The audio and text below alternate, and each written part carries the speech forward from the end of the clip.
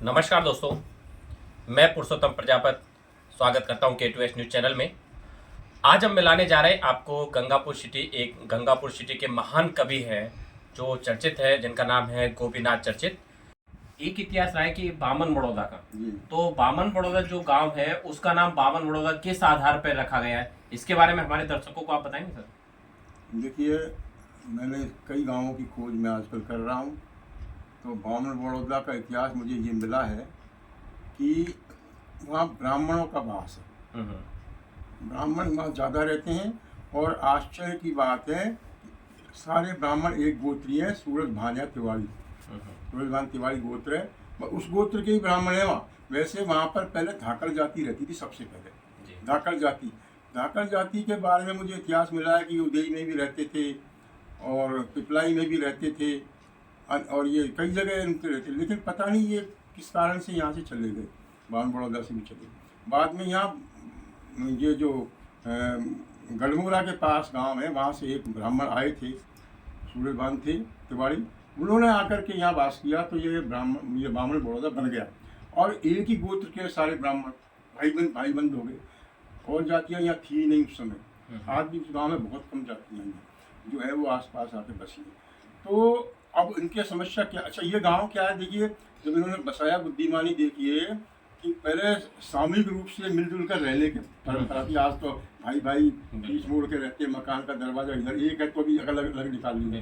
पहले गुआड़ी टाइप बनाते थे, गायों की गुआड़ी जैसी गोल। तो बामन बड़ौदा की बसावट की विशेषता ये है कि आज भी वो गोलाकार में बसा हुआ है, मतलब सारे घरों के दरवाजे एक दूसरे के सामने खुलते हैं ताकि सब एक दूसरे से झाँक लें, देख लें और मिल लें, राम कर लें।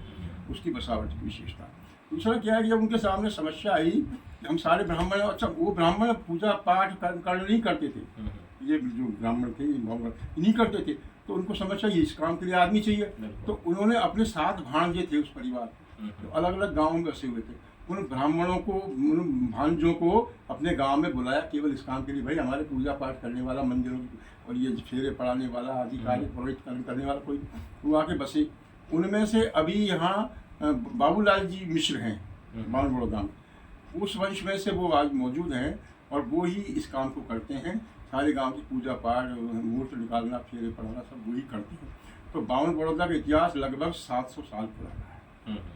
700 साल पुराना। उस गांव में क्या है, प्राचीन समय में अभी नष्ट हुए वो पेड़। गाँव में जब घुसते हैं, गंगापुर से जयपुर जाएंगे 10 किलोमीटर दूरी पर एक लिंक रोड लगातार 5 किलोमीटर गई है, वहाँ पर वो 2 पेड़ थे दरवाजे पर घुसते, 2 पेड़।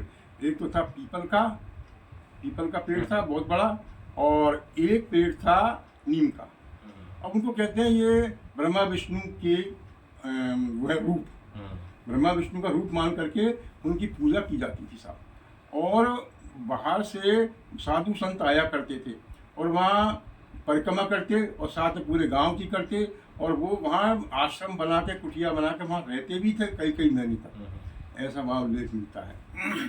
इसके अलावा उस गांव में तालाब है बहुत पुराना, एक मंदिर है और एक गांव में भी मंदिर है सीताराम जी का।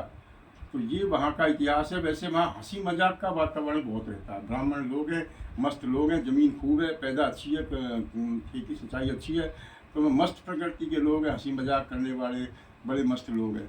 और वहाँ पर एक राजपूत का मकान है, एक राजपूत का मकान सिर्फ एक, वो भी ऐसे है कि जब मराठा लोग वहाँ से चलते थे तो मराठा पहले आक्रमण बहुत करते थे, जयपुर तक आक्रमण किया, तुंगा में युद्ध हुआ उनसे, और वो उनका आक्रमण करते करते वो लूटपाट भी बहुत करते थे आसपास के गाँव में। पहले राजाओं के टाइम में ऐसा होता था, कब्जा करना, लूटना, गिरोह बना के आना, कबीले बना के आना। तो ब्राह्मण बड़ौदा तक आते थे वो। तो अमरगढ़ से एक राजपूत को ये ब्राह्मण लोग इसलिए लाए कि हमारे यहाँ राजपूत रहेगा, कुछ हमें तो एक हिम्मत रहेगी, उनके पास बंदूक वगैरह होती है, हथियार, तो वो परिवार वहाँ आज भी रहता है। ये उसका इतिहास है। और हम मिल रहे थे गंगापुर सिटी के महान चर्चित कवि है जो गोपीनाथ चर्चित जी। इन्होंने गंगापुर सिटी का इतिहास बताया, कुशालगढ़ जो अपना धुंधेश्वर जो धाम है उसके बारे में भी उन्होंने इतिहास के बारे में जानकारी दी, बामन बड़ौदा जो है उनके बारे में भी जानकारी दी। बहुत बहुत धन्यवाद। मिलते हैं नेक्स्ट एपिसोड में कुछ नई रोचक जानकारी के साथ, तब तक के लिए। जिले में सर्वश्रेष्ठ परिणाम देने वाली प्रज्ञा एकेडमी आदर्श नगर के सामने कॉलेज रोड, गंगापुर सिटी में स्थित है। जिसमें हर वर्ष विद्यार्थी अच्छे अंकों प्राप्त करके IIT, नीट जैसी परीक्षाओं में सेलेक्ट होकर एकेडमी सहित शहर का नाम रोशन कर रहे हैं। सबसे अच्छी बात तो ये है कि बालिका शिक्षा को बढ़ावा देने के लिए प्रज्ञा एकेडमी हर वर्ष 50% की छूट दे रही है।